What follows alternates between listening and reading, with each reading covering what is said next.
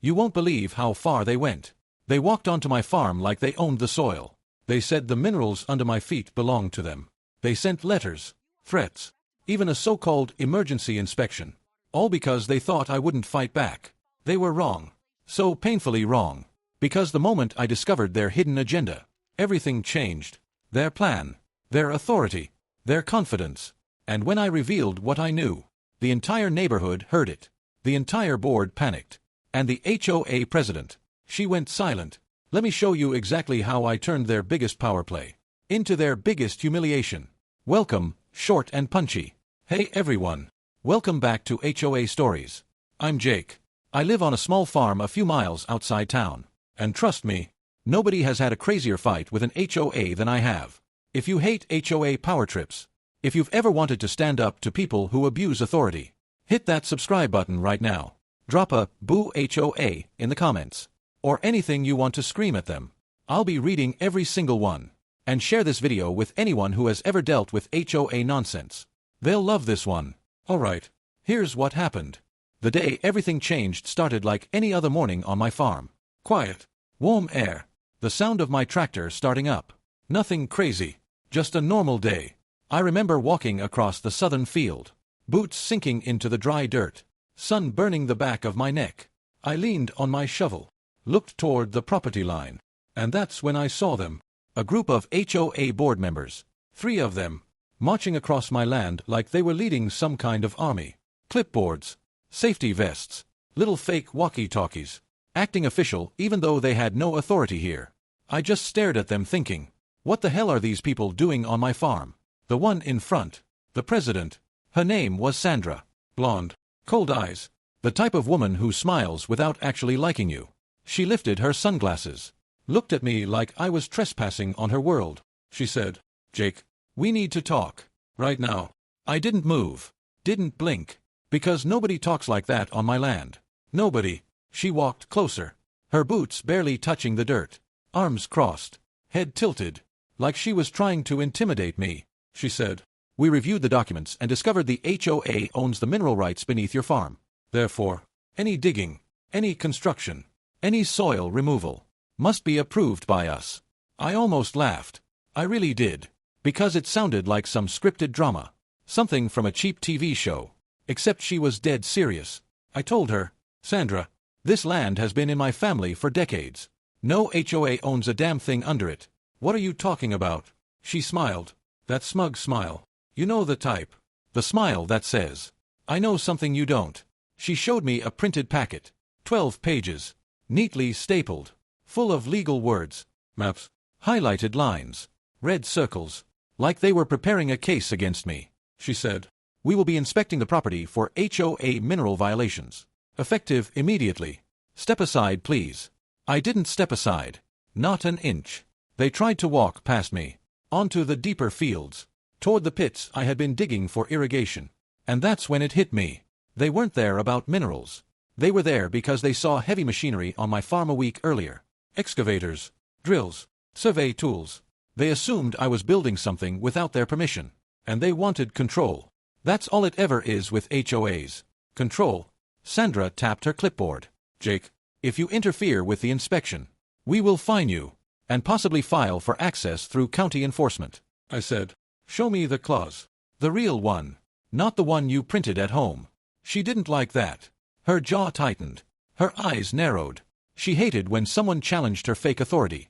She said, "You're making this harder than it needs to be." I said, "Good. Because you walked onto private land. And now you're going to explain yourself." One of the board members behind her, a tall skinny guy with nervous hands, tried to whisper, "Sandra, maybe we should call the county before we..." She snapped, "No. He doesn't know the law." I raised an eyebrow, and said, "Oh really? Because I know county law better than you think." Her face changed. Just slightly. Enough for me to see the flicker of fear. She thought she could bluff me. She thought she could scare me. She thought the farm boy was too dumb to know anything. She was wrong. I told her, "How about we go inside? I have something to show you." She didn't want to. I could tell. But she didn't want to look scared in front of her board members. So she followed me to the barn, stepped inside, looked around like she owned the place. I grabbed an old wooden box, opened it slowly. Inside were original land deeds, old maps, legal descriptions, documents passed down from my grandfather. I spread them out on the table. All of them. Full ownership. Surface, subsurface, mineral, everything. Sandra leaned in, reading fast, her lips shaking, her finger hovering over a specific section. She whispered, "This can't be right." I said, "It is. Because this farm was never included in your HOA territory. Your map is wrong. Your claim is fake. Your authority here is zero." She stepped back, hit the table, almost dropped her clipboard. Her voice cracked. "Where did you get these documents?" I smiled. "Right where they've always been. You should have checked the county records before walking onto my land." She didn't speak, didn't blink, didn't breathe properly. She looked like someone punched the wind out of her. The skinny board member whispered, "Sandra, we should go." She didn't move. She stared at the papers like they were ghosts. I said, "Here's the question you should answer. Why did you really come here?" "Because it wasn't minerals." "So what was it?" She finally looked at me, her face red, her voice shaking. "Jake, we saw the machinery. We thought you were building something that might lower the HOA property value." I laughed, loud, long, and I said, "So you tried to claim my minerals to control my farm? Well, even for you. That's insane." She stormed out of the barn, her board members chasing behind her, all three of them stomping across the dirt, trying to hold onto whatever pride they had left. I watched them walk away, and I knew this wasn't over, not even close, because when an HOA loses once, they don't quit. They come back harder and dumber, and I could already tell. Sandra wasn't done with me. "So let me ask you something. If your HOA tried to claim they owned the minerals under your land, how would you react?" I barely slept that night. Not because I was scared. I was too annoyed to sleep. Every time I closed my eyes, I saw Sandra's fake confident face. That stupid clipboard. That awful little smile she used when she thought she had power. The sky was still gray when I got out of bed. Roosters yelling. Cold air touching my arms. I walked out to the porch, stretched, looked across my fields. Everything felt normal, peaceful, until I saw a shiny SUV parked on the gravel road. My first thought was, please don't let that be the HOA again. Not at 6 in the morning. Not today. I stepped closer, hands on my hips, ready for whatever nonsense they brought this time. And yep, there they were.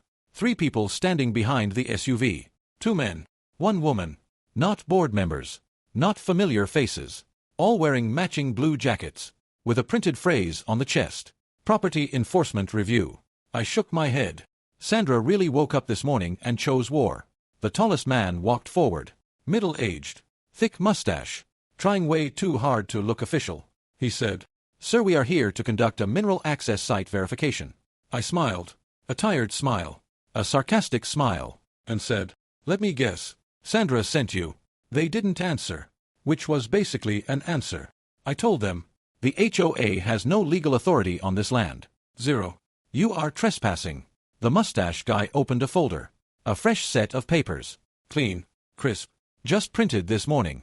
And he said, "We received a community complaint requesting a safety review for underground disturbances." I almost laughed. Underground disturbances. What was this? A ghost investigation. I crossed my arms, looked him dead in the eyes and said, "Do you realize you're being used? Do you realize the HOA is trying to fake authority through you?" He hesitated. Just a blink. Just long enough to tell me he didn't fully believe the story either. I walked toward the fence, opened the gate, and said, "If you want to see the fields, fine. But you're not going near my equipment. And you're not touching anything." They followed me, slow steps, looking around like they were expecting hidden tunnels. We reached the irrigation pits I had been working on. Massive round holes, heavy machinery parked nearby, fresh dirt piles, tracks in the soil.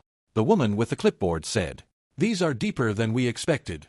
I said, "They're irrigation pits, not gold mines." She walked in circles, making notes, trying to look important, trying to find something wrong, something she could report, something the HOA could use against me. The mustache guy pointed at the excavator. "How long has this machine been on site?" I said, "A week, maybe more." "What?" he said. "The HOA expressed concern that you may be conducting unpermitted extraction." I raised an eyebrow. Extraction? What did they think I was pulling out of the earth? Diamonds? The lost treasure of Sandra's ego. I leaned against the machine, arms crossed, voice calm. Listen, I have full mineral rights, full access, full control. The HOA is lying to you. He didn't deny it. He didn't argue. He just looked away, which told me everything. After 15 minutes of walking around, pretending to investigate, they packed their clipboards, mumbled something about filing their observations, and drove away. I stood there in silence, hands in my pockets, watching the dust rise behind their SUV. I whispered to myself, Sandra, you just made your second mistake. I walked back to the barn, pulled out my phone, opened the county recorder website, and double-checked every map, every code, every borderline, every mineral claim, everything I needed. I knew she would try something bigger, something dumber, something louder.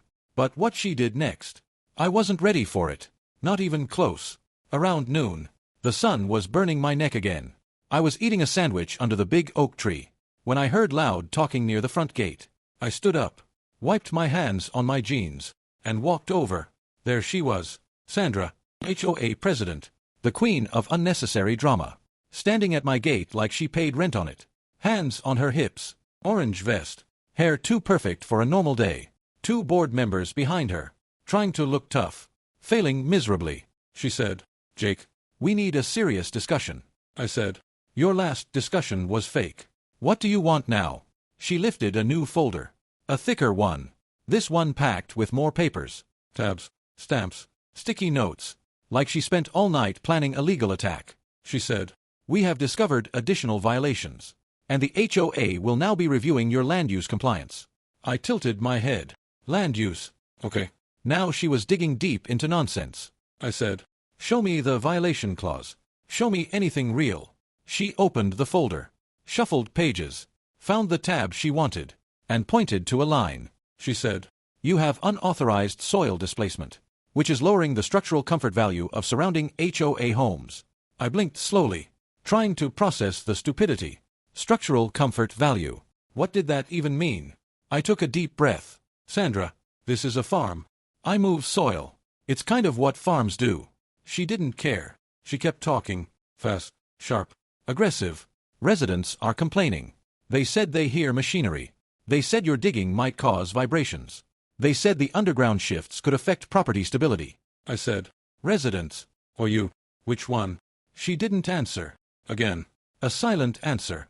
I stepped closer, looked her straight in the eyes, and said, Sandra, if you try to force HOA rules onto land that doesn't fall under your HOA, I will take this to the county, the state, whoever I need. You will lose. Her face twitched. Her jaw clenched. Her fingers squeezed her folder so hard the papers bent. She wasn't used to someone talking back. She wasn't used to losing. She wasn't used to a man standing on his own land, telling her no. She said, Jake, I am trying to maintain neighborhood standards. I laughed. You're trying to maintain your ego. Her cheeks turned red. Her eyes narrowed. She stepped closer. So close I could smell her expensive perfume. Warm, sharp, too strong for a farm. And she whispered, I will not lose this. I whispered back, you already did. She snapped the folder shut, turned around, and walked off like a storm in heels, her board members chasing behind her. Again, like lost puppies. I leaned on the gate, watching her leave, thinking, what's her next move? Because she definitely had one. Her brain was spinning. Her pride was bruised. Her authority was crumbling. HOA presidents never stop at 2 attempts. No, they always go for a third. And that third attempt, oh man, that was the one that changed everything. But before I tell you that, let me ask you something. Do you think Sandra was actually fighting for the HOA, or was she just obsessed with controlling me and my land? I knew Sandra wasn't done. People like her never stop after getting embarrassed. They double down, triple down, burn the whole neighborhood down if they have to. And when I woke up the next morning, I could already feel something was wrong. The air felt too quiet. The road felt too empty. Even the birds seemed like they were holding their breath. I made myself a cup of coffee, sat on the porch, boots up, hat tilted back, trying to enjoy a moment of peace. Then I heard it. A slow, distant rumble, a vibration, a low growl in the dirt. I stood up, walked to the end of the driveway, and there they were, 5 trucks, all lined up, big white trucks with hazard lights blinking, orange cones stacked in the back. A group of people wearing reflective vests, hard hats, gloves, clipboards, shiny badges clipped to their belts. Sandra was standing in front of them, smiling, like she was leading a military parade. I just whispered to myself, "Oh, you have got to be kidding me." She walked toward me, confident, head high, like she owned the ground under her feet. "Jake, we are here for a land stability assessment." I crossed my arms. "Sandra, you already lost the mineral rights argument. Give it up." She shook her head slowly, smiling. "No, this is different. This is about structural safety. You can't block this." I looked at the trucks, at the workers stepping out, at the equipment they were unloading. Ground sensors, drills, metal rods, tripods with weird blinking lights. "Sandra, what exactly are you trying to do here?" She flipped her tablet around, showed me a fake-looking report. "Graphs, colored zones, warnings," she said. "Your digging might be creating sinkholes. We received multiple safety complaints. We need to assess the ground integrity." Sinkholes. On my farm, the only sinkhole here was the HOA office draining common sense. "But sure, let's pretend this was about safety," I said. "Sandra, are you telling me you submitted a safety complaint against land your HOA doesn't even own?" She didn't blink. She didn't flinch. She just smiled. The worst kind of smile. The smile of someone who thinks she finally found a loophole. She said, "The complaint can come from any resident who feels threatened. And we have plenty of those." I leaned in, looked her straight in the eye, and said, "Give me the names of just one resident who filed this." She froze, just for a second, just long enough for me to know she was lying again. I said, "You made the complaint yourself, didn't you?" She looked away, pretended to check her tablet. The workers behind her started unpacking equipment. Metal clinking, engines coughing, dust rising. I stepped forward, raised my voice. "Nobody touches this land without legal authority." The mustache man from yesterday, the one who pretended to be official. He stepped out of one of the trucks, holding a long metal sensor rod, and said, "Sir, we were instructed by the HOA to." I cut him off. "The HOA has no jurisdiction here. You're trespassing." He hesitated, looked at Sandra. She nodded. He didn't like it, but he followed her anyway. He stuck the metal rod into the ground, testing for vibrations, running the device along the dirt. I shouted, "Stop, right now." He paused, looked back at me, looked at Sandra, looked at the rod. He whispered, "Jake, if I don't do this, she's going to file a complaint against my company. You don't know how many times she's tried to shut us down. We just need to get this done quickly. Please don't make this harder." I stared at him, really stared, and for the first time, I realized something. Sandra wasn't just a power-hungry HOA president. She was a bully, a manipulator, someone who used fear, threats, rules, and intimidation on everyone, not just me. But knowing that didn't make this any easier, because right now, she was using that same fear to break into my land. I walked up to Sandra, close enough to see the reflection of the trucks in her sunglasses, close enough to feel the heat of her perfume, sharp, sweet, expensive, and completely unnecessary for a fake construction inspection. I said, "Sandra, if you keep pushing this, you're going to regret it." She smiled, again, that annoying smile, then said something I didn't expect. "Oh, Jake, I don't regret anything. I always win." The arrogance, the delusion, the confidence of someone who had never been told no in her entire life. I stepped back, hands shaking, not in fear, in frustration, in anger.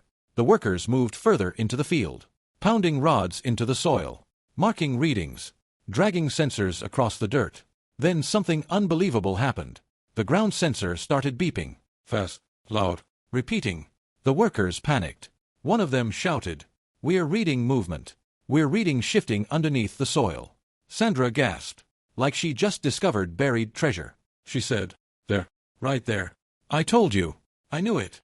Your digging is causing structural collapse." I jogged over to the worker, looked at the blinking screen, the readings, the numbers. Then it hit me. I knew exactly what the sensor was picking up. It wasn't a sinkhole. It wasn't collapsing soil. It wasn't mineral disruption.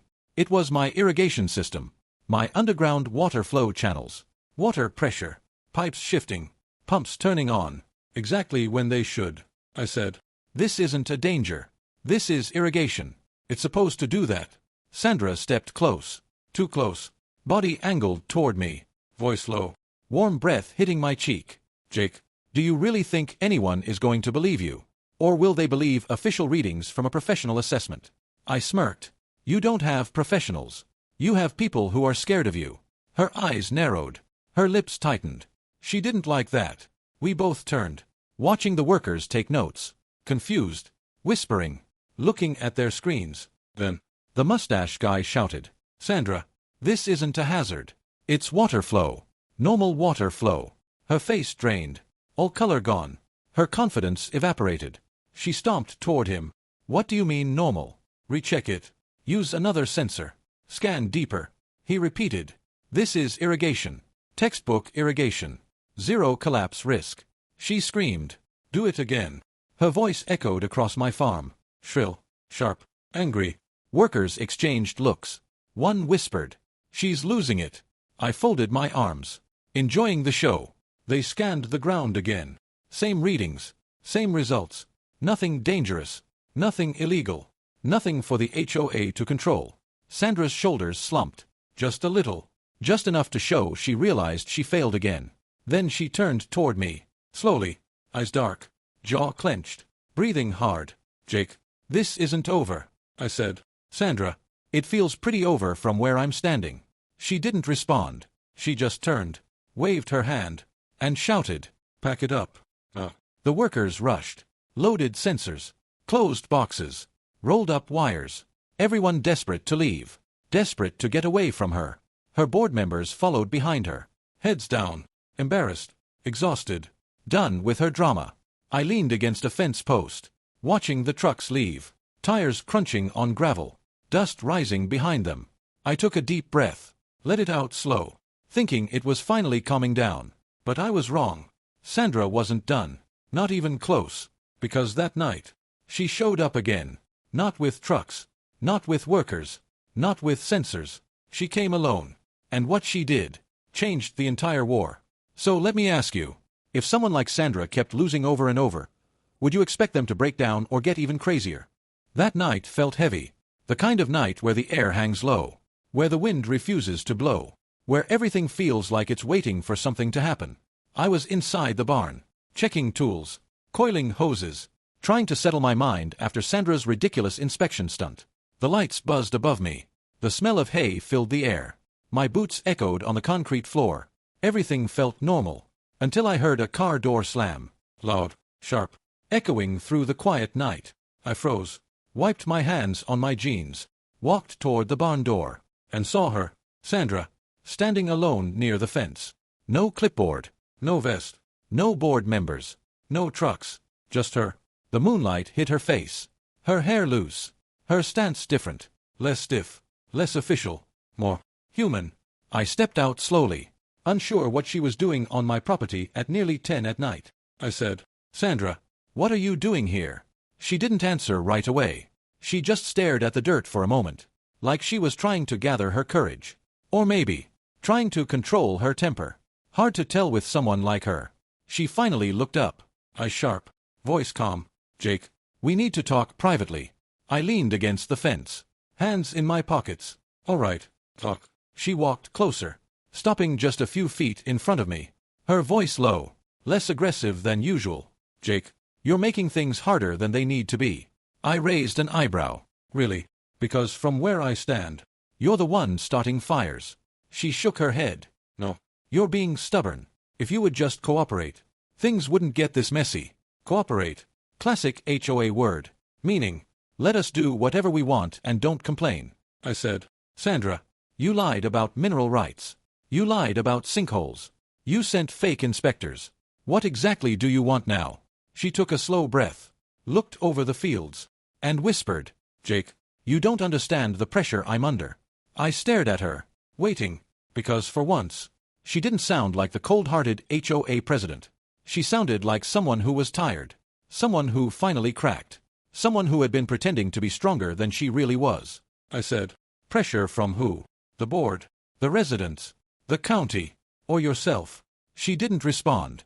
She just looked at me, eyes flickering, her voice softening in a way that caught me completely off guard. Jake, do you know why I'm so strict? Why I fight so hard? Why I can't lose? I didn't answer. Because I honestly didn't know. I only knew she was relentless. Annoying. Obsessed with control. She took a small step closer. Her perfume warmer this time. Her expression shifting. Calmer. More direct. She said, "If property values drop in this neighborhood, even a little, I get blamed. Everything lands on me. Every complaint. Every rumor. Every problem. I have to fix it." I crossed my arms. "So you attack my farm to make yourself look powerful." She flinched at that. Maybe because it was true. Maybe because she finally realized I wasn't fooled by her games. She said, "Jake, you don't live under HOA politics. You don't see how people treat me. Every day. Every week. Everything I do is judged. Every decision I make is questioned. And if anything goes wrong, they turn against me." I stared at her, not expecting her to spill her emotional misery all over my field at 10 p.m. But there she was, breaking down piece by piece, still trying to look strong, still pretending she had everything under control. I said, "Sandra, you don't fix your stress by attacking innocent people. That's not leadership.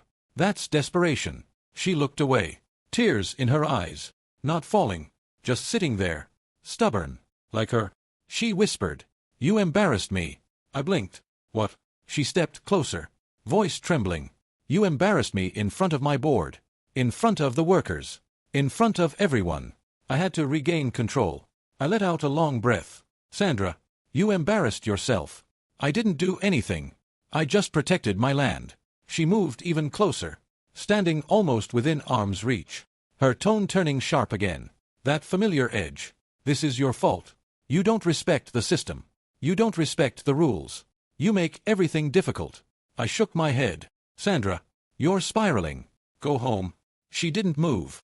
She stared at me with this strange mix of anger, frustration, and something else. Something I didn't want to deal with tonight. She whispered, "Jake, why won't you just work with me?" I said, "Because you don't want cooperation. You want control." She bit her lip, turned away, hands shaking, pacing in the dirt like she was having an internal meltdown. She said, "You're ruining my authority." I laughed, not trying to be mean, just honest. "Sandra, your authority ruins itself every time you misuse it." She spun around, eyes fiery, voice rising. "You think you're better than me, don't you? You think you can just ignore rules, ignore structure, ignore everything I've worked for." I held up my hands. "Sandra, you're not making sense." She stepped toward me again, too close, frustration radiating off her like heat. She whispered, "Jake, if you keep fighting me, you're going to destroy everything I've built." I said, "If what you built falls apart when someone tells you no, maybe it deserves to fall." She blinked, hard, like the words hit her deeper than she expected. She took a step back, hands trembling, breathing uneven, her voice cracking for the first time since I met her. "Jake, I can't lose. You don't understand. I can't." I looked at her, really looked, and for the first time, I saw fear, real fear, not anger, not ego, fear. I softened my tone. "Sandra, go home, sleep, stop doing this, before you destroy yourself." She stared at me for a long moment, eyes shining in the moonlight, her expression shifting between anger, confusion, and exhaustion. Then she whispered, "If you won't work with me, then you leave me no choice." I felt a chill crawl up my spine. I said, "Sandra, what choice?" She turned slowly, walked toward her car, open hair falling over her shoulders, her silhouette glowing under the moon. Before she opened the door, she looked back, eyes cold again, voice steady. "Jake, tomorrow, you'll understand." She got into her car, started the engine, and drove away, red taillights disappearing into the darkness. I stood there, arms crossed, wind still, barn quiet, night humming with tension. Whatever she meant, it wasn't good. I could feel it in the air, in the dirt, in the silence she left behind. Sandra wasn't breaking down. She was transforming, and her next move, I could already sense, would be worse, bigger, louder, more destructive. So let me ask you, if someone warned you that tomorrow you'll understand, would you expect a surrender or a full-on explosion? The next morning didn't feel like a normal morning. Even before I opened my eyes, I could feel something was off. The air felt tense, like the whole farm was holding its breath. I sat up in bed, rubbed my face, listened. Nothing. Silence. Too much silence. No birds. No tractor noise. No wind. Just an eerie stillness. I walked to the window, looked outside, and my heart sank. Cars. So many cars. Lined up along the dirt road. SUVs. Sedans. A pickup truck. Even a golf cart for some reason. People standing near them. Whispering. Watching my farm like it was some kind of crime scene.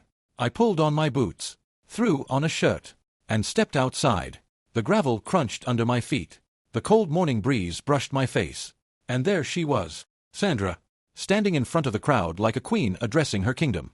Fresh makeup, hair perfect, bright blazer, tablet in hand. She saw me, smiled. A victory smile. The kind people wear when they think they've already won.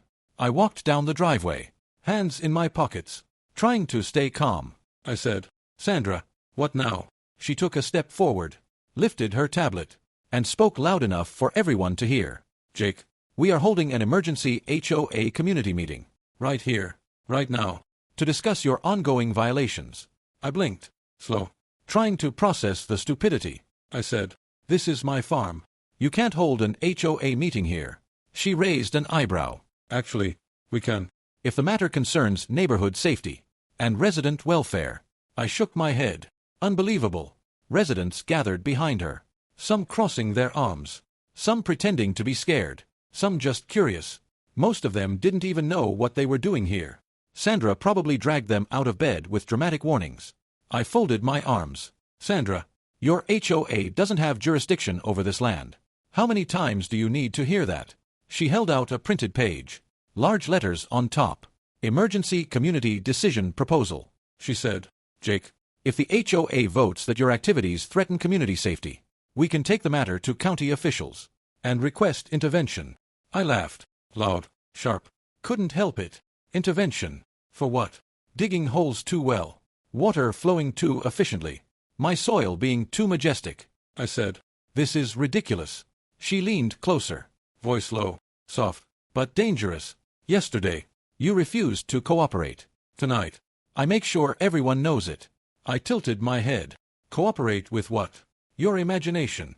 She ignored that, turned to the crowd, and projected her voice. Residents, we are here today because Jake has created hazardous underground conditions that could threaten our homes, our property values, and our community stability. The way she said it, you'd think I detonated explosives instead of building irrigation. The crowd murmured. A few looked confused. A few pretended to be worried. A few were eating snacks like this was entertainment. Then she pointed toward my fields, toward the irrigation pits, toward the machinery. Look at that, she said. He refuses to provide the HOA with plans. He refuses to allow proper inspection. He refuses to explain why he is digging massive holes. I raised my hand, cutting her off. You know why? I've told you 3 times. Irrigation, farming, water, nature. All the things your HOA handbook doesn't understand. But she wasn't listening, because listening would ruin her performance. She walked toward the crowd, slow, dramatic, playing the victim. Neighbors, I am trying to protect you. I am trying to keep our community strong and safe. I took a step forward. Enough. No more lies. She turned, eyes bright with that familiar fire. Jake, you brought this on yourself. I shook my head. Sandra, you came to my farm at night, told me I'd understand tomorrow. Is this what you meant? A circus on my land?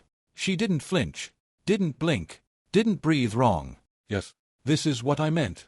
She lifted the tablet, scrolled, and displayed a shaky video. A video of the ground sensor from yesterday. Beeping, flashing, alerting. She projected it on a portable screen someone had set up. Residents gasped. Dramatically, almost on cue, Sandra pointed. Your safety is at risk. Your homes could be affected. He is digging without oversight. I stepped right in front of the screen, blocking it. Voice steady. That sensor was reacting to irrigation pressure. Not danger. Not collapse. Not magic earthquakes. The mustache worker from yesterday wasn't here. Convenient, because he could have told all of them the truth. Sandra raised her hands, dramatic as ever.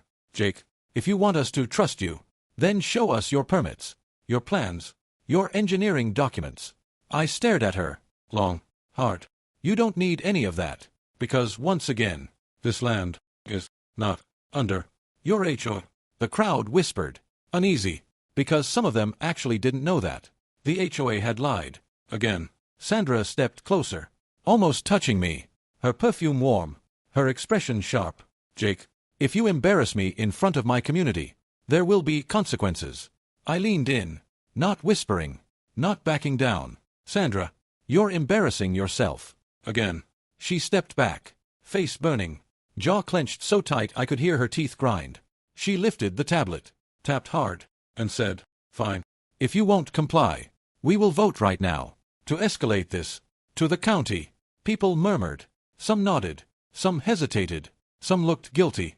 Sandra raised her arm, ready to start the vote, ready to turn this into her victory moment. But then, a car pulled up, slow, dust rising behind it, engine humming, a black county vehicle. Everyone turned, eyes wide. Sandra froze, hands still raised. A tall woman stepped out, county land use supervisor, badge visible, clipboard in hand, calm, professional, tired-looking. She walked toward us, boots crunching, eyes scanning the crowd. Then stopping on me, she said, "Jake, you called yesterday asking me to review your land deed, correct?" I nodded. "Yes, I did." She turned to the crowd, voice clear, firm, loud enough for every resident to hear. "I reviewed it, and Jake is correct. This land is not within HOA jurisdiction. Not legally, not historically, not in any version of the county maps." The crowd gasped. Sandra's face went pale. Her mouth opened, but no sound came out. The county supervisor continued. "Furthermore, his irrigation pits pose no danger. We checked the system. Everything is normal." Dead silence. Residents looked at each other, awkward, embarrassed. Some stepped back. Some scratched their heads. Some realized they got dragged into a fake drama. The supervisor turned to Sandra. "Direct, cold, sharp, and you have no authority here. Your actions border on harassment, and any further interference will result in a formal complaint against you and your HOA." Sandra's eyes filled with panic, fear, humiliation. I swear, you could almost see her ego crumble in real time. She whispered, "No, this can't be happening. This is a misunderstanding." But the supervisor shook her head, firm, final. "Meeting over. Everyone go home." The residents scattered, quiet, avoiding eye contact, walking back to their cars like guilty children. Sandra didn't move. She stood there, staring at the dirt, breathing hard, like the world had flipped under her feet. I walked closer, hands in my pockets, voice calm. "Now you understand, Sandra." She looked up, eyes wet, angry, humiliated. "You ruined me," she whispered. I shook my head. "No, you did this to yourself." She stepped back, slow, shaking, trying to keep her dignity, failing. Then she got in her car, slammed the door, and sped off, dust rising, tires screaming. Her pride shattered across my driveway. I watched her go, and I knew this war wasn't finished. Because people like Sandra, they don't disappear. They come back, with something worse. So let me ask you, if someone's power just collapsed in public, what crazy thing do you think they'd try next? I thought the county shutting her down would finally end everything. I really did. For the first time in weeks, I felt like I could breathe. The farm felt normal again. Quiet, calm, just the way I liked it. I fed the animals, checked the pipes, walked the irrigation lines, let the sun warm my face. And every now and then, I caught myself smiling, because watching Sandra get roasted by the county supervisor was the closest thing to justice I had seen in a long time. But peace never lasts. Not with someone like her. People like Sandra don't accept defeat. They don't process humiliation. They don't sit quietly in their house and think, "Maybe I messed up." No. They rebuild their anger, piece by piece, layer by layer, until it becomes something dangerous. And that danger showed up the very next afternoon.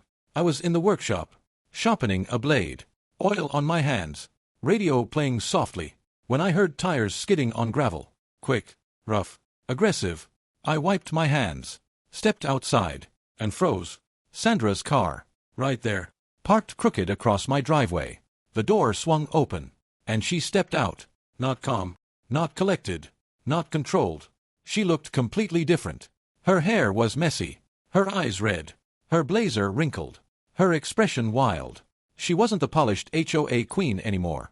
She looked like someone who had spent the entire night crying, screaming, planning, or maybe all three. She stormed toward me, fast, heavy steps, hands shaking. I raised my hands. Sandra, stop. Take a breath. She didn't stop, didn't slow down. She got right in my face, so close I could feel the heat of her breath, smell her perfume, sharp, overpowering, like she sprayed half the bottle before driving here. Her voice cracked. Jake, do you know what you did to me? I let out a breath. Quiet, steady. Sandra, you did that to yourself. She jabbed her finger at my chest. Hard, angry. No. You humiliated me. In front of the board. In front of the residents. In front of the county. She was shaking, her lips trembling, her breathing fast, like she was barely holding herself together. I said, you attacked my land. You lied. You forced fake inspections. What did you expect? She stepped back, hands pulling at her hair, frustrated, breaking down right in front of me. Jake, you don't understand. People hate me now. The board is questioning my position. Residents are whispering. Everyone blames me. Everyone. I shook my head slowly. Sandra, they blame you because you pushed too hard. She looked up, her eyes shining, filled with this twisted mix of anger, desperation, and something else, something unstable. She whispered, you made me look weak. I didn't respond, because I knew anything I said would just fuel her fire. She paced in front of me, boots kicking up dust, talking faster, louder, her voice spiraling. Do you know what it's like? To lose control, to lose respect, to lose authority. I stayed quiet, because I knew what losing felt like, but not like her, not the way she obsessed over it, not the way she lived for it. She turned back toward me, eyes locked on mine. Jake, if I lose my position, my life falls apart. Everything I've built, everything I've earned, gone. I took a slow breath. Sandra, your position isn't your life. She laughed, harsh, broken. You don't get it. You never will. You're alone on a farm. You don't answer to anyone. Nobody judges you. Nobody rates your value. Nobody questions your leadership. I didn't answer, because maybe there was truth hiding in her bitterness. But that still didn't excuse anything she had done. I said, Sandra, you came here to do what? Blame. Threaten me again. She went quiet. Too quiet. Then she said something that made the hair stand on my neck. Jake, I found something. Something important. Something you don't want anyone to see. My stomach tightened. I felt a cold ripple crawl down my spine. I said, what are you talking about? She smiled, but not her usual confident smile. A dangerous one. The smile of someone losing their grip on reality. She whispered, you left a trail. A mistake. Something in the county records. And I found it. I felt my jaw tighten. What trail? She held up a small folder. Thin. Not like her usual stacks of fake legal papers. This one looked real. Old. Official. She said, you think you won. But you forgot something. She stepped closer. So close her voice dropped into a low whisper. Your grandfather didn't file everything he should have. My heart skipped. My breath caught. What? She opened the folder slowly, teasing, dragging out every second. Inside, old papers, yellowed edges, stamps from decades ago, property corrections, land notes, registration inconsistencies. My mind was racing, fast, uneasy. She whispered, this land is yours, but the borders are not as perfect as you think. I grabbed the folder from her hands, quick, rough, scanning the papers, trying to make sense of them. Old surveys, old revisions, old disputes. Nothing that changed ownership, but definitely enough that someone desperate, someone unhinged, someone like her, could try to twist. She stepped back, arms crossed, breathing deep, like she finally felt in control again. Jake, if the residents see this, if the board sees this, if the county sees this, they will question everything. I lifted my head, jaw clenched, voice low. Sandra, this is low. Even for you. She shrugged. Desperate times. Right. I took a deep breath. Slow. Steady. Trying to hold my temper. Sandra, using old documents to start a war is not leadership. It's sabotage. Her lips curled. A soft, cruel smile. Call it whatever you want. But I finally have leverage. And you, finally, have something to lose. I stared at her. Long. Hard. She wasn't bluffing. She wasn't playing. She was unraveling. Completely. And her last words before she walked away. "Sealed it," she said. "Tomorrow. The board will meet. And you will regret what you did to me." She got in her car, slammed the door, and sped away, dust blowing across my boots. I stood there, the farm quiet again, but not peaceful, not calm. This wasn't harassment anymore. This was obsession. A personal war. A desperate woman trying to claw back power using anything she could find. Even old forgotten documents. Even lies. Even manipulation. I looked down at the papers in my hand. My heart pounding. My mind racing. Sandra was planning something bigger. Something worse. Something that might actually cause damage this time. So let me ask you, if someone found old documents about your land, and threatened to use them against you, what would you do next? I didn't sleep that night. Not even for a minute. I sat at the old kitchen table, staring at the documents she left, turning pages, reading notes, tracing old survey lines with my finger. The papers didn't take my land away, but they were old, messy, confusing, full of handwritten marks, corrections, adjustments, shifts in boundary measurements, stuff that meant nothing, unless someone tried to twist it. And Sandra, she was the type who could twist a flower into a weapon.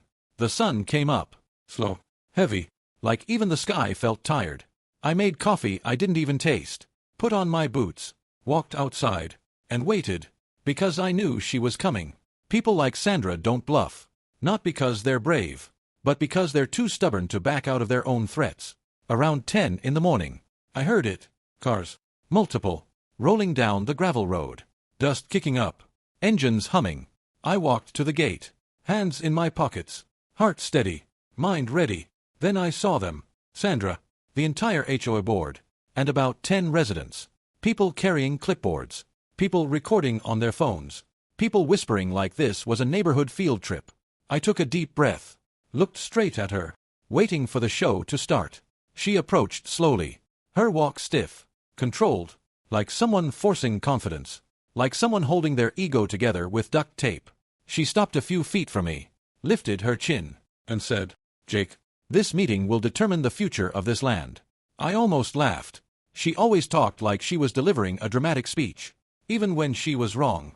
Especially when she was wrong. I said, "Sandra, you can hold all the meetings you want. It won't change county law." She smiled, a sharp, confident, fake-as-hell smile. "We'll see about that." She held up the folder of old documents, shaking it slightly, showing the residents like she had discovered treasure. Residents gathered close, eyes squinting, trying to read the old handwriting, not understanding a single line. Sandra pointed at one messy survey mark. "See this? This shows that his grandfather never officially corrected the west boundary. Technically, these 4 acres were never finalized." I said, "Sandra, that has nothing to do with HOA authority." She ignored me. Of course she did. She turned dramatically, speaking to the board like she was the star of her own movie. "If these acres were not properly finalized, they can be reviewed for community inclusion, which means the HOA has every right to examine how they're being used." A board member nodded. Another whispered. A third just looked confused. I stepped forward, calm, steady. "Sandra, you can't just steal 4 acres of someone's land. Not because of an old note. Not because of a messy survey. Not because your pride is hurt." She stepped closer, too close, her eyes wild again, her voice low, sharp. "This isn't about pride. This is about fixing what should have been done years ago. Your grandfather cut corners. Now you pay the price." My jaw tightened. She was reaching, grasping, trying to pull power out of thin air.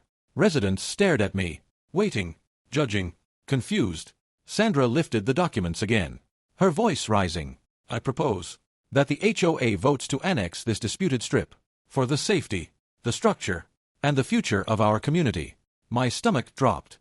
That was her final move, her explosion, her desperate swing, the one she hinted at the night before.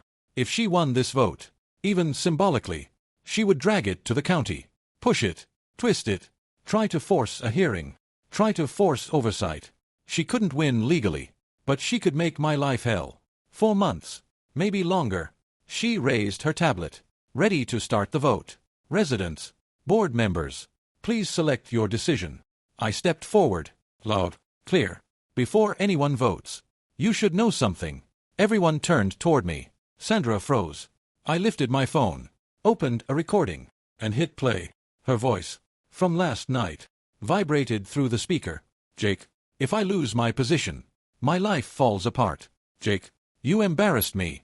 Jake, you made me look weak. Jake, tomorrow the board will meet, and you will regret what you did to me. Silence. Heavy, thick, shocking. Residents stared, eyes wide, mouths open. A few whispered. A few stepped back. A few looked at Sandra like she was radioactive. The board members stiffened. Awkward, uncomfortable, embarrassed. Sandra's face drained. Her lips trembled. Her hands shook. She whispered, "You recorded me." I nodded. Yes, I did. Not to trap you, but to protect myself. Because you kept threatening me. And now, everyone here hears the truth. She stepped forward, voice cracking. Jake, you can't use that. I was emotional. I didn't mean. I cut her off. Sandra, you came to my farm, at night, to intimidate me, to threaten me, to announce this meeting. That wasn't emotion. That was intention. The crowd murmured. People shifting uncomfortably. People realizing they were dragged into her meltdown. A resident finally spoke up. A middle-aged man. One of the quiet ones. He said, Sandra, you told us he was dangerous. You told us his land was collapsing. You didn't tell us this. You didn't tell us you were acting out of personal anger. Another resident added, this is abuse of authority. A woman shook her head. This isn't about safety. This is personal. The board members backed away slowly, trying not to be associated with her. Sandra looked around, breathing fast, eyes watering, her world collapsing again, piece by piece. She whispered, No, this isn't fair. You don't understand. I wasn't thinking. I just wanted. I stepped closer, voice soft, firm. Sandra, all you had to do was leave me alone. She shook her head, tears finally falling, her voice cracking in front of everyone. I can't lose. I can't. Everything will fall apart. I held up the old documents. These don't take my land away, and they won't give you power. Not here. Not now. Not ever. The county already confirmed my ownership. Nothing is changing, except your behavior, and your position. Maybe, at that. The board finally spoke. The oldest member, gray hair, glasses, hands shaking. He said, Sandra, we can't support this. We can't support you. She turned, eyes desperate. Please, don't do this. I just need to fix my reputation. I just need to show strength. He shook his head. Not like this. Not with lies. The board voted. Right there. Right on my driveway. Unanimous. Immediate removal of Sandra as HOA president. She gasped, covered her mouth, stepped back in shock, her knees shaking. One resident whispered, Oh God. Another said, It's over.